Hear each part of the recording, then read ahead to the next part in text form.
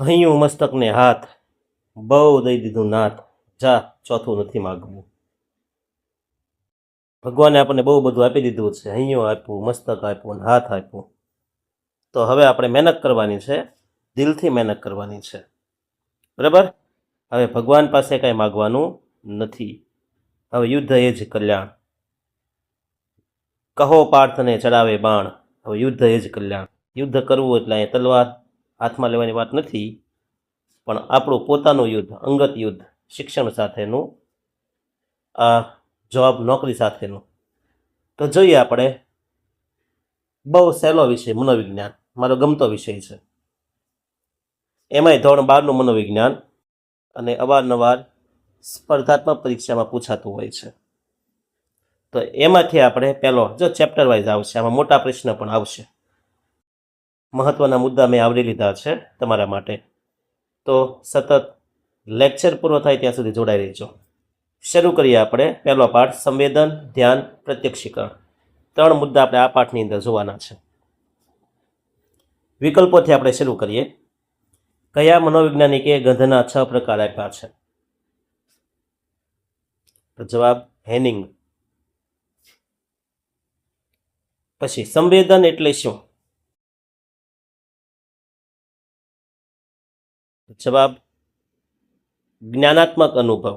જો અમુકમાં ચેતનાત્મક અનુભવ છે. જવાબ નવનીતમાં એમાં ખાસ તપાસો તો, પણ જ્ઞાનેન્દ્રિયો દ્વારા થતો ઉદ્દીપકનો અનુભવ, એટલે આ જ્ઞાનાત્મક અનુભવ કહી શકાય.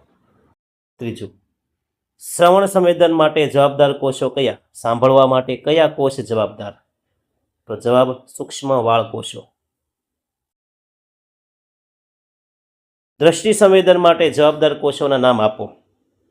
તો જોવા માટે દ્રષ્ટિ સંવેદન માટે છે સળી કોષો અને શંકુ કોષો. કાયદેસર એ કોષો તપાસો ને તો એ સળી આકારના અને શંકુ આકારના દેખાય છે.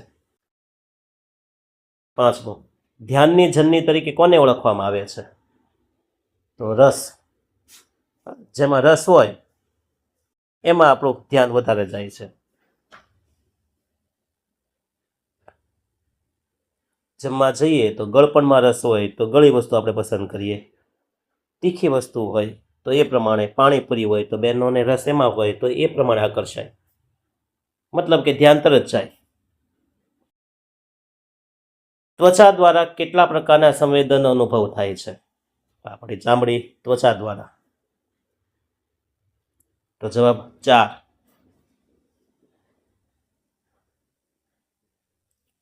કયા મનોવૈજ્ઞાનિકના મતે ધ્યાન એટલે પસંદગીયુક્ત ઉદ્દીપકો પર માનસિક કેન્દ્રીકરણ? વ્યાખ્યા કોણે આપી? તો જવાબ જેમ્સ ડ્રેવર. પૂરકતાનો નિયમ શેની સાથે સંકળાયેલો છે? તો જવાબ પ્રત્યક્ષીકૃત સાતત્યતા.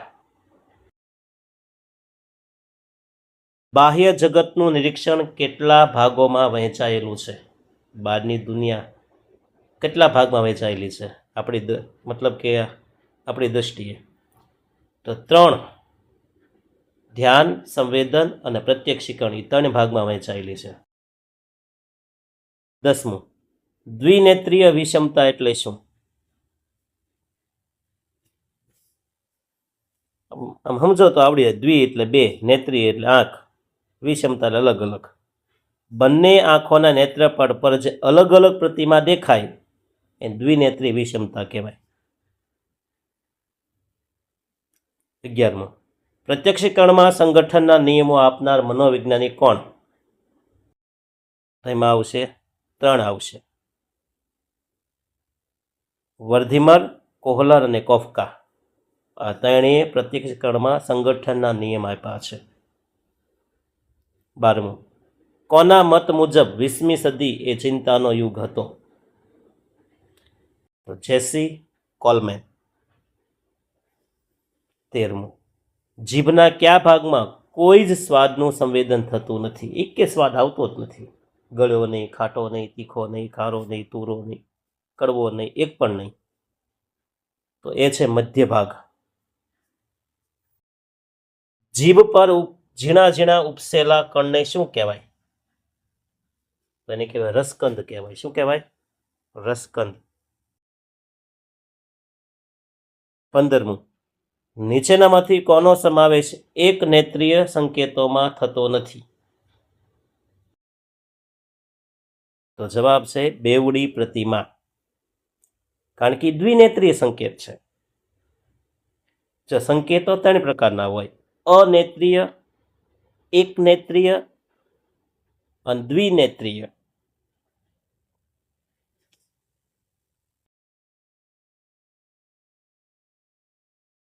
વચ્ચે એક પંક્તિ લઈ લઈએ, અનિલ ચાવડાની પંક્તિ છે કે અધીરો છે તને ઈશ્વર બધુંય આપવા માટે.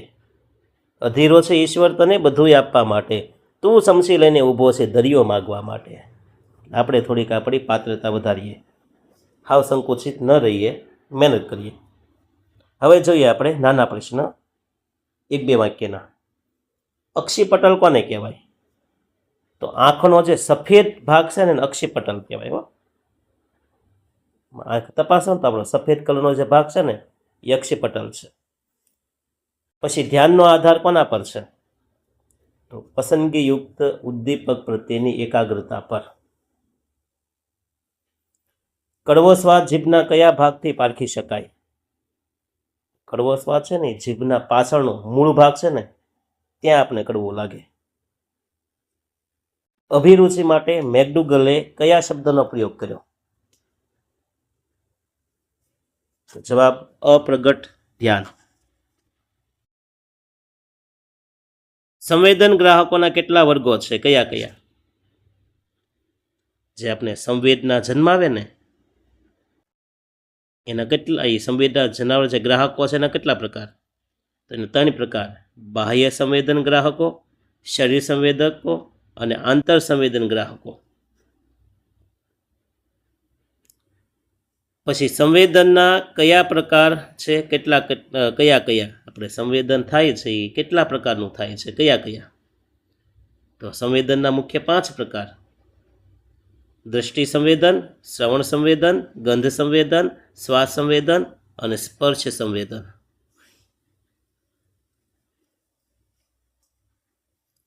7મું, ઊંડાણ પ્રત્યક્ષીકરણ માટે જવાબદાર સંકેતોનું નામ આપો. તો યાદ રાખજો 3 સંકેતો છે: અનેત્રીય સંકેત, એક નેત્રીય સંકેત અને દ્વિનેત્રીય સંકેત. દ્રષ્ટિ સંવેદનમાં નેત્રપટી વિષમતા કયા કારણથી સર્જાય છે? 2 વસ્તુ કેમ દેખાય? તો યાદ રાખજો ડાબી આંખને ડાબો વિસ્તાર વધુ દેખાય અને જમણી આંખને જમણો વિસ્તાર વધુ દેખાય છે. અને આ કારણથી દ્રષ્ટિ સંવેદનમાં છે ને નેત્રપટી વિષમતા છે, કારણ કે 2 આંખ વચ્ચે શું છે? અંતર છે. એક ડાબી આંખ હોય ડાબો વિસ્તાર થોડોક વધારે જોવે, જમણી આંખ થોડોક જમણો વિસ્તાર જોવે છે. 9મું, માનવ ત્વચામાં ઠંડી ગરમી જેવા સંવેદનોનો શા કારણે થાય છે? આપણે ઠંડી ગરમી કેમ લાગે? તો કે ત્વચા પર પથરાયેલા જુદા જુદા સાંવેદનિક કોષો ઉત્તેજાવાથી માનવ ત્વચામાં ઠંડી ગરમી જેવા સંવેદનો થાય છે. પછી બાહ્યકર્ણમાં કોનો કોનો સમાવેશ થાય? તો બાહ્યકર્ણમાં કાનની બુટી એટલે કર્ણપાલી કહેવાય તે, કર્ણનલિકા અને કર્ણપટલ એટલે કે કર્ણઢોલનો સમાવેશ થાય છે. જો કર્ણ એટલે કાન, કાનના 3 પ્રકાર છે: બાહ્યકર્ણ, મધ્યકર્ણ અને આંતરકર્ણ.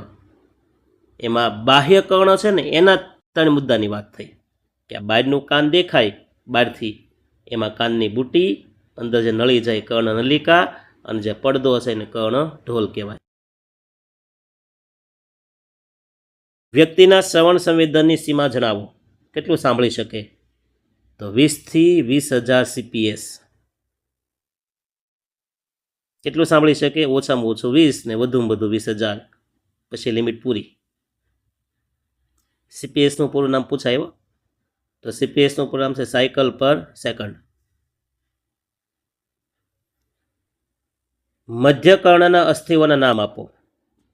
જો આંતરકર્ણમાં આપણે જોયું. હવે મધ્યકર્ણ આવ્યું. તો મધ્યકર્ણના 3 અસ્થિ છે, હાડક્યા છે. જો આખા શરીરમાં નાનામાં નાના હાડક્યા હોય ને તે કાનમાં છે. એ મધ્યકર્ણની અંદર 3 હાડક્યા છે. નામ છે હથોડી, એરણ અને પેંગડું.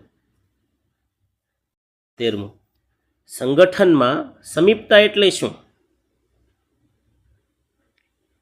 તો સ્થળની દ્રષ્ટિએ કે કાળની દ્રષ્ટિએ જે નજીક નજીક ગોઠવાયેલું હોય તો એ ચોક્કસ આકાર ઉપસાવે. બરાબર, નજીક નજીક હોય એટલે શું લાગે? કોઈ ચોક્કસ આકાર આપણે દેખાય નજીક હોવાને કારણે. તો એને કહેવાય સંગઠનમાં સમીપતા. કેમ આકાશમાં તારા હોય તો નજીક હોય તો ચોક્કસ એ આકાર બનાવે છે, એ રીતના. પ્રત્યક્ષીકરણમાં સમૂહીકરણના નિયમો મનોવિજ્ઞાનના કયા સંપ્રદાય આપ્યા છે? સંગઠનના નિયમો, સામૂહિકરણ કે અથવા સંગઠનના નિયમ કે? તો એ આવશે સમષ્ટિવાદી મનોવૈજ્ઞાનિકો, ગેસ્ટાલ્ટ સાયકોલોજી. પછી દકપટલ એટલે શું? તો આંખના કાળા રંગનો જે ભાગ છે ને એને દકપટલ કહેવાય. આંખની કીકીનો વ્યાસ કેટલો છે? તો આંખની કીકીનો વ્યાસ છે 1/8 ઇંચ, 1/8. જીભના ટેરવે કયો સ્વાદ અનુભવાય છે? તો જીભના ટેરવે મીઠો એટલે કે ગળ્યો સ્વાદ અનુભવાય છે. સંવેદક એટલે શું? સંવેદના ઉત્પન્ન કરનાર ઉદ્દીપકને સંવેદક કહેવાય. પ્રત્યક્ષીકૃત સંગઠન એટલે શું? તો પદાર્થનું એક એકમ કે સમૂહના રૂપમાં અનુભવ અને અર્થઘટન કરીએ તેને પ્રત્યક્ષીકૃત સંગઠન કહેવાય. દ્રષ્ટિ સંવેદન માટે શેની હાજરી અનિવાર્ય છે? તો બધાને આવડે, પ્રકાશ, અજવાળું. હેનિંગે આપેલા ગંધના 6 નામ આપો. તો હેનિંગે ગંધના 6 નામ આ પ્રમાણે આપ્યા. પહેલું મસાલાની ગંધ, પછી સુગંધ, ઇથરની ગંધ, રાળની ગંધ, સડેલી વસ્તુની ગંધ અને બળતી વસ્તુની ગંધ. આ 6 ગંધના પ્રકાર કોણે આપ્યા? હેનિંગે. બહુ પૂછાયા તો. નેત્રમણીનું અનુકૂલન એટલે શું? તો આપણે જ્યાં આંખને વચ્ચેનો કાળો ભાગ છે ને એ વચ્ચે ખાલી જગ્યા છે, હાવ છિદ્ર છે, 1/8 છિદ્ર છે. પણ એ છિદ્રની ફરતે ફરતે છે ને એ સ્નાયુઓ હશે, અને સ્નાયુઓ એકબીજાને સ્પર્શ ન કરતા એટલે વચ્ચે હોલ રહી જાય છે. તો આપણે અજવાળામાં કે અંધારામાં નજીક કે દૂર આપણે જોઈએ ને તો આપણે આંખ થોડીક ઝીણી થાય છે અથવા મોટી થાય છે. અજવાળું હોય તો આંખ ઝીણી થઈ જાય. તો જ્યારે જ્યારે આપણે કૃષ્ણ ફલકના સ્નાયુ કહેવાય એને, કૃષ્ણ મંડળના સ્નાયુઓ, તીવ્ર પ્રકાશ હોય ને ત્યારે એ સ્નાયુઓ વધવાથી આંખની અંદરનો જે છિદ્ર ઓછું થઈ જાય એટલે આંખ થોડીક તીણી થઈ જાય એટલે આપણે થોડાક અજવાળામાં જોઈ શકીએ. પણ જેવું અંધારું થાય એટલે કૃષ્ણ મંડળના સ્નાયુઓ હોય ને એ ખેંચાઈ જાય એટલે છિદ્ર કે હોલ મોટું થાય એટલે આપણે અંધારામાં પણ થોડું ઘણું આપણે જોઈ શકીએ. આવું દૂર ને નજીકનું પણ છે. તો આને કહેવાય નેત્રમણીનું અનુકૂલન, જેના માટે નેત્રમણી અને સિલિયરી સ્નાયુ જવાબદાર છે. પછી પ્રત્યક્ષીકરણમાં સંગઠન નિયમ કોણે આપ્યા? નિયમો કયા કયા છે અને કોણે આપ્યા? તો સંગઠન નિયમ છે ને એ 3 છે. સમીપતા, સમાનતા, સંગઠન નિયમ 4 છે.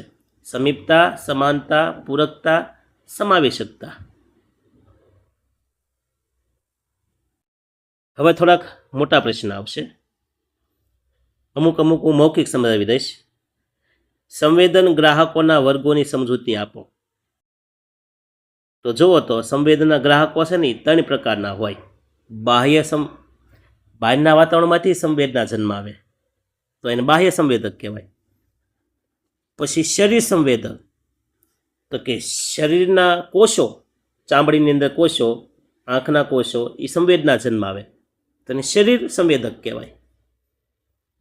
અને આંતર સંવેદક, તો શરીરમાં જ્યારે ફેરફાર થાય અંદરની સાઈડ ત્યારે સંવેદના જન્મે. જેમ કે તરસ લાગે ત્યારે ગળામાં જે સોસ પડે છે એ ગભરામણ થવા મળે, ભૂખ લાગે ત્યારે હોજરી સંકોચાય, છે તો સંવેદના જ તે ને. તો એ આંતર શરીરની અંદર જ્યારે ફેરફાર થાય ને ત્યારે એ સંવેદના થાય, એટલે આંતર સંવેદક કહેવાય છે. એટલે આમ 3 સંવેદકો છે. જો ફરી વખત, બાહ્ય સંવેદન ગ્રાહકો, શરીર સંવેદન ગ્રાહકો અને આંતર સંવેદન ગ્રાહકો. હવે પાછા 3 એને ઉદાહરણ આપ્યા છે કે બાહ્ય સંવેદન ગ્રાહકો કયા કયા? તો જે બહારના વાતાવરણમાં એ બધા, પ્રકાશ, ધ્વનિ, ગરમી, ઠંડી, સ્પર્શ, દબાણ, રસાયણ, હવા, પ્રવાહી, આ બધા બાહ્ય સંવેદકો છે. તો શરીર સંવેદકો કયા? તો જેમ કે કોષો, સ્નાયુજન્ય કોષો, સળી કોષો, શંકુ કોષો, વાળ કોષો, આ બધા શરીર સંવેદકો છે. તો આંતર સંવેદકના ઉદાહરણ આપવાના થાય તો હોજરી ખાલી થવાથી જે આપણે ગલુડિયા બોલે તે, ગળામાં સોસ પડે તે, મૂત્રનો ભરાવો થાય તે સંવેદના થાય, સ્વચ્છ હવાનો અભાવ હોય ત્યારે આપણને મૂંઝારો થાય, લોહીનું પરિભ્રમણ આડું, હાઈ બીપી લો બીપી થાય ત્યારે આ જે સંવેદના છે ને એ આંતરિક સંવેદના છે. હવે જો આપણે પ્રત્યક્ષીકરણની વ્યાખ્યા આપો તો કે આપણે જુદા જુદા ઘણા બધા મનોવૈજ્ઞાનિકે વ્યાખ્યા આપી, પણ આપણે 2-3 જોઈએ. પહેલી વ્યાખ્યા છે ને H.E. ગેરેટની છે કે પ્રત્યક્ષીકરણ સંગઠનની એવી પ્રક્રિયા છે જેના દ્વારા આપણે પદાર્થોને તેમના યથોચિત જેવું છે એવા જ રૂપમાં ઓળખીએ છીએ. યથોચિત એટલે હું જેવું છે તેવું. પછી હિલગાર્ડે એટકિન્સન એ વ્યાખ્યા આપી. પ્રત્યક્ષીકરણ એવી પ્રક્રિયા છે જે દ્વારા આપણે આપણા પર્યાવરણમાંના ઉદ્દીપકોની તરેહોનું સંગઠન અને અર્થઘટન કરીએ છીએ. C.T. મોર્ગને પણ વ્યાખ્યા આપી છે કે પ્રત્યક્ષીકરણ એ અનુભવોના વિશ્વ સાથે સંબંધ ધરાવે છે. એનેલમન મતે પ્રત્યક્ષીકરણ એક એવી પ્રક્રિયા છે જેના દ્વારા અમુક બાબતોને અલગ કરવામાં આવે છે અને તેનું નિરીક્ષણ થાય છે. તો કોલિન્સન રેવરે પણ વ્યાખ્યા આપી છે કે સંવેદનો દ્વારા જ્ઞાનેન્દ્રિયો પર અસર કરતા કોઈ પણ પદાર્થ કે પરિસ્થિતિનું તત્કાલીન જ્ઞાન એટલે પ્રત્યક્ષીકરણ. હવે પ્રત્યક્ષીકરણની પ્રક્રિયા છે ને એ 3 બાબતો પર આધાર રાખે છે. પહેલી, જ્ઞાનેન્દ્રિયોની ઉત્તેજના, મગજમાં થતી પ્રક્રિયા એ. બીજું, ભૌતિક પદાર્થ પ્રત્યે અપાતું ધ્યાન. અને ત્રીજું, તેમાંથી અર્થ કે સમજ જે ઉપજે ને, આ 3 ભેગું થાય તો જ પ્રત્યક્ષીકરણ કહેવાય, નહીતર નહીં. પછી ધ્યાનના બહુ પ્રશ્ન પૂછાય છે. તો ધ્યાનની વ્યાખ્યા હમણાં આવી ગઈ. પસંદગીયુક્ત ઉદ્દીપક પર માનસિક કેન્દ્રીકરણ ધ્યાન કહેવાય. આ ધ્યાનના લક્ષણો આપણે જોઈએ, સ્વરૂપ લક્ષણો. તો ધ્યાનના 7 લક્ષણ છે, ખાલી 7 જ જોવાના છે આપણે. તો ધ્યાન પસંદગીયુક્ત પ્રક્રિયા છે, પહેલું લક્ષણ. બીજું, ધ્યાન સમાયોજનાત્મક છે. ત્રીજું, ધ્યાન શોધનાત્મક છે. ચોથું, ધ્યાન ભવિષ્યલક્ષી છે. પાંચમું, ધ્યાન પ્રેરણાત્મક છે. છઠ્ઠું, ધ્યાનને સીમા પ્રદેશ અને કેન્દ્ર પ્રદેશ હોય છે. અને સાતમું, ધ્યાન ચંચળ છે, બહુ ભટક્યા કરે.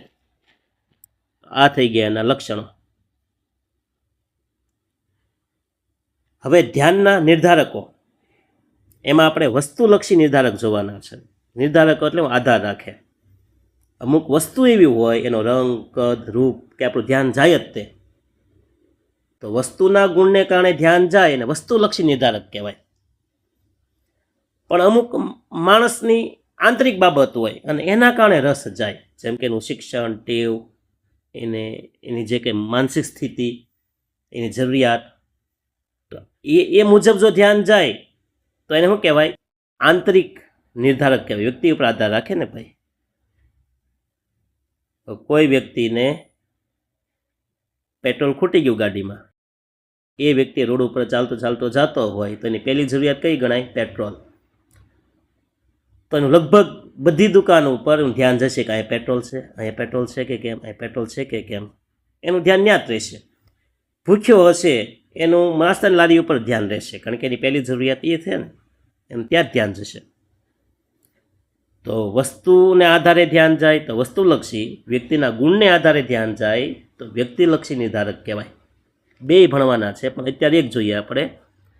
ધ્યાનના વસ્તુલક્ષી નિર્ધારકો કયા? ધ્યાન વસ્તુમાં કઈ એવી બાબત હોય કે ધ્યાન ખેંચે? તો પહેલું છે ઉદ્દીપકની તીવ્રતા. તીવ્ર અવાજ હોય, તીવ્ર કલર હોય, તીવ્ર ગતિ હોય તો ધ્યાન ખેંચે. બીજું ઉદ્દીપકનું કદ. નાની કદની વસ્તુ નહીં, પણ મોટી કદની વસ્તુ હોય ને તો એ ધ્યાન ખેંચે. ત્રીજું ઉદ્દીપકની વિષમતા. સરખી જોડી ન હોય, વિષમ હોય તો ધ્યાન ખેંચે. પતિ હાવ પાતળો હોય અને પત્ની બહુ જાડી હોય, ભીમાશંકર, હિડિંબા. હવે આ બે માણસ નીકળ્યા હોય તો ધ્યાન એ જોડી તરત ધ્યાન ખેંચે. નોર્મલ લોકો કરતાં એ ધ્યાન ખેંચે. પતિ સાવ કાળો હોય, એકદમ કાળો કાળો કાળો ડિભાંગ, અંધારું, ઘોર અંધારું, ભયંકર, કલર જાય તો પૈસા પાસા. આવો ભયંકર કાળો હોય, એની પત્ની એકદમ ગોરી હોય, અને આવો જોડું જ્યારે આમ નીકળે બજારમાંથી તો તરત ધ્યાન ખેંચે ને કે હું જોયું છે આ કોડામાં.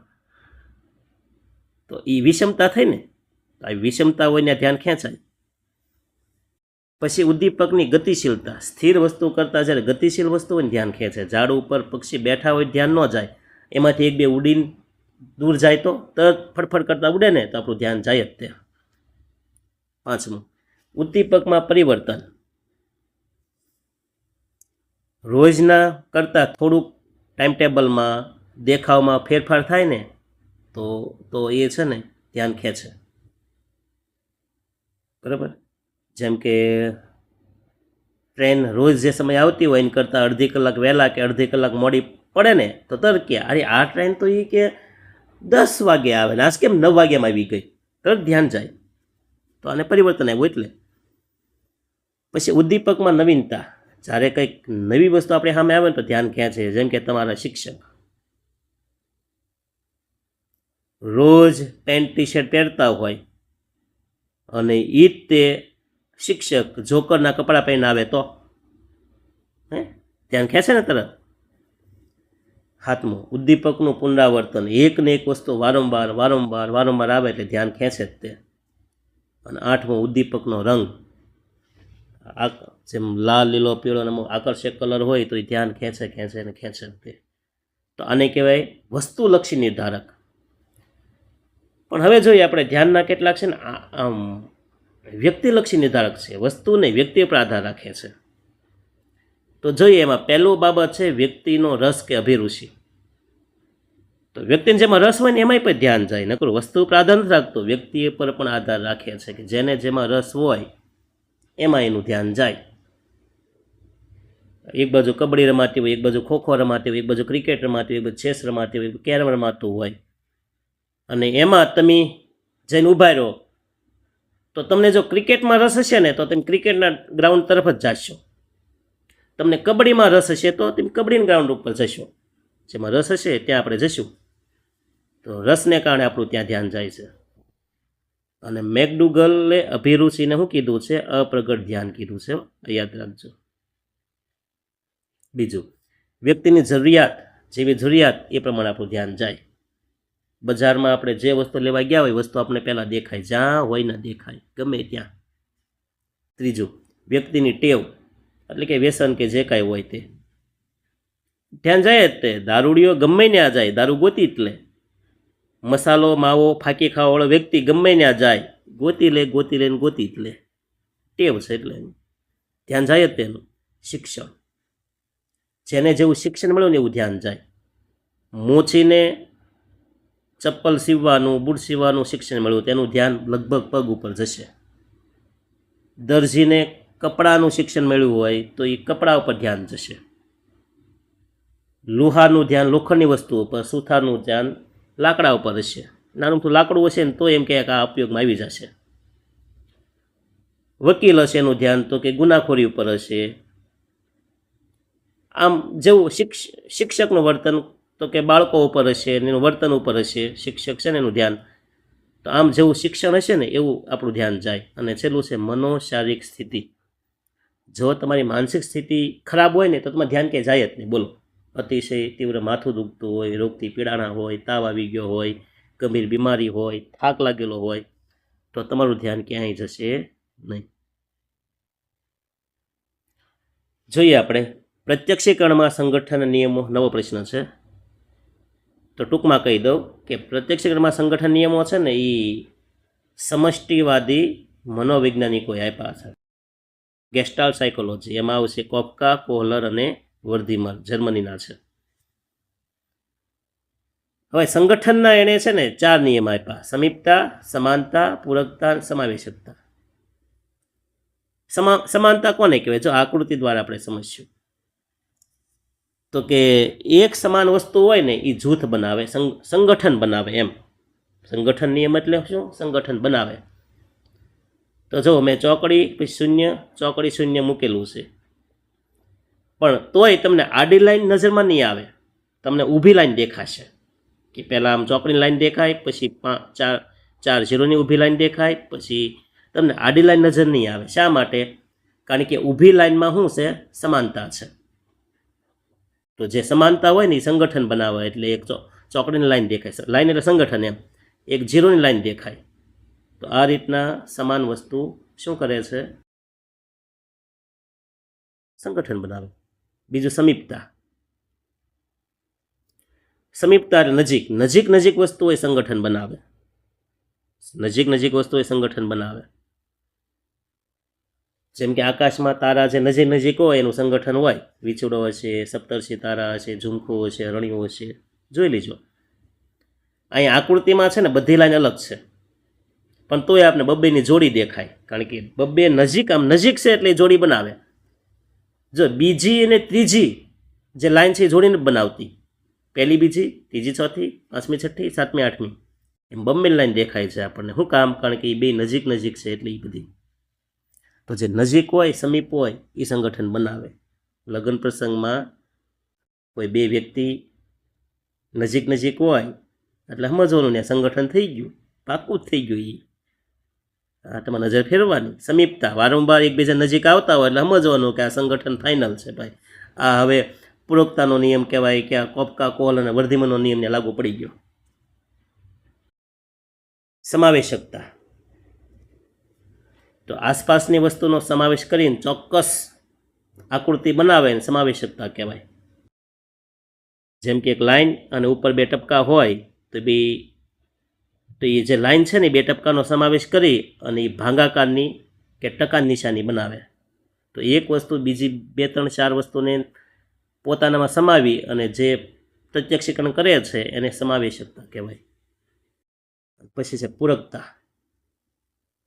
પૂરકતા એટલે શું? તો કે ખાલી કે અધૂરી વસ્તુ પણ પૂર્ણ દેખાય, એને પૂરકતા કહેવાય. આપણી માનસિક કેપેબિલિટી કેવી છે? વિચાર કરો. કેપેસિટી, અધૂરું વાક્ય હોય, અધૂરી વાત હોય, અધૂરી આકૃતિ હોય તો આપણે એને શું કરીએ છીએ? પૂર્ણ કરી દઈએ છીએ. એને પૂરકતા કહેવાય. જેમ કે ઉપર તમને 3 ગોળ દેખાય ને, તમને ગોળા કંઈ દેખાય જ નહીં, ડાયરેક્ટ તમને વચ્ચે સફેદ ત્રિકોણ જ દેખાશે. હકીકતમાં ત્રિકોણ મેં દોર્યો જ નથી, પણ આપણું મગજ એને પૂર્ણ કરી દે છે. આ પૂરકતાનો નિયમ છે. પછી જોઈએ આપણે દ્રષ્ટિ સંવેદન.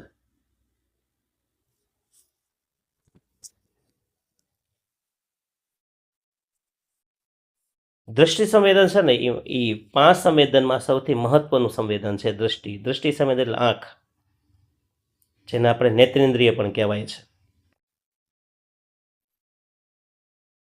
સંવેદનો કેટલા છે? 5 છે. એમાં મહત્વનું કયું છે? દ્રષ્ટિ સંવેદન.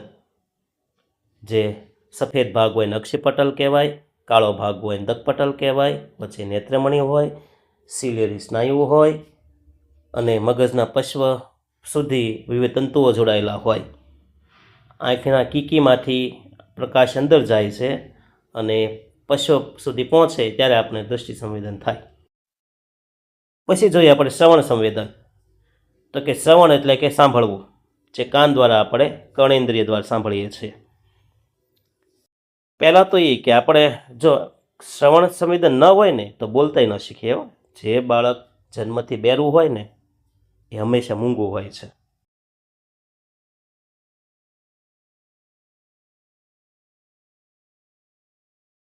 એટલે જે બેરું હોય ને એ હંમેશા મૂંગું પણ હોય છે. હવે શ્રવણ સંવેદનમાં એ પાછા આપણે કાનની રચના સમજવી જોઈએ. કર્ણના પાછા 3 ભાગ છે: બાહ્ય કર્ણ, મધ્ય કર્ણ, આંતરકર્ણ. ટૂંકમાં કહી દઉં હવે. બાહ્ય કર્ણમાં કર્ણપાલી આવે, અંદર જે નળી દેખાય કાનની અંદર મેલ આપણો જામ્યો હોય, કર્ણનલિકા કહેવાય, અંદર એક પડદો હોય છે, કર્ણઢોલ કહેવાય. આ બાહ્ય કર્ણ છે. પછી મધ્ય કર્ણ આવે. તો મધ્ય કર્ણની અંદર હથોડી, પેંગડું અને એરણ એવા 3 હાડક્યા આવે છે. અને ત્યાર પછી જે આંતરકર્ણ છે ને, આંતરકર્ણની અંદર એમાં કર્ણનલિકા આવે, કર્ણનલિકા નહીં પણ આપણે શંખાકૃતિઓ અને એ બધી જે કહેવાય ને કે કાનની આંતરિક રચનાઓ આવે છે. પછી સાંભળવા વિશે આપણે આગળ થોડુંક જોઈએ, કર્ણ વિશે, શ્રવણ સંવેદન. તો માણસ છે ને 20,000 થી 20,000 CPS સુધીનો કંપનવાળો અવાજ સાંભળી શકે છે. એનાથી વધુ કે ઓછો હોય તો સાંભળી શકાતું નથી. એટલે અવાજની CPSમાં માપવામાં આવે છે, હર્ટ્ઝની અંદર. CPSનું પૂરું નામ છે સાયકલ પર સેકન્ડ. શ્વાસ સંવેદન જોઈએ તો સ્વાદનો અનુભવ કરાવનારા ઉદ્દીપકને શ્વાસ સંવેદન કહેવાય. જીભ ઉપર જે ઓલા ઝીણા ઝીણા કણો હોય ને એને સ્વાદ કણો કે રસકંદ કહેવાય. જીભની ઉપર જે કણો હોય એનું શું કહેવાય? સ્વાદ કણો કે રસકંદ. પછી માણસને છે ને જીભમાં, આખી જીભની અંદર છે ને એક સરખો સ્વાદ નથી આવતો, પણ જીભના અલગ અલગ ભાગમાં અલગ અલગ પ્રકારનો સ્વાદ આવે છે. જેમ કે કડવો તો જીભની પાછળનો ભાગ, ખાટો તો જીભની બંને બાજુએ, ખારો તો જીભની આખી સપાટી ઉપર, અને મીઠો તો જીભનો જો ટેરવું કહેવાય ને આગળનો ભાગ, ત્યાં આપણે ગળ્યો સ્વાદ, મીઠો સ્વાદ આવે છે.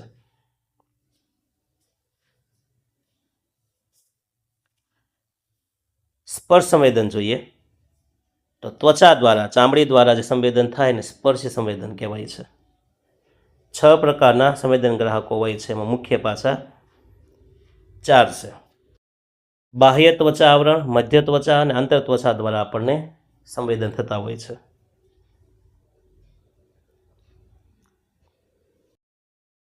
માણસને મુખ્યત્વે 4 ત્વચા સંવેદન થાય છે, સ્પર્શ સંવેદન. જેમ કે ગરમી, ઠંડી, આપણે બળતરા કહીએ છીએ તે, અને એક છે દબાણ, દુઃખ અને દબાણ એમ. તો આ થઈ ગઈ વાત આપણે શ્વાસ સંવેદનની. પછી છે ગંધ સંવેદન, એટલે પૂરું થઈ જાય આપણો પાઠ. કે ગંધ સંવેદન નાક દ્વારા, ઘ્રાણેન્દ્રિય કહેવાય છે, એમના દ્વારા થાય છે. વાતાવરણમાં જે રસાયણ કે ગંધના તંતુઓ હોય એ નાક વાટે આપણને નલિકા દ્વારા એનો અનુભવ થાય છે. નાકમાં છે ને જુદી જુદી વિવિધતાવાળા ચેતાતંતુઓ આવેલા હોય. આ ચેતાતંતુઓ તેને અનુકૂળ હોય તેવા હવામાં ફરતા કણોને પ્રતિસાદ આપે છે, અને એના કારણે આપણે ગંધ સંવેદન થાય છે. હેનિંગે ગંધના 6 પ્રકાર આપેલા છે, જે અગાઉ આપણે જોયા: મસાલાની ગંધ, સુગંધ, ઇથરની ગંધ, રાળની ગંધ, સડેલી વસ્તુની ગંધ અને બળતી વસ્તુની ગંધ.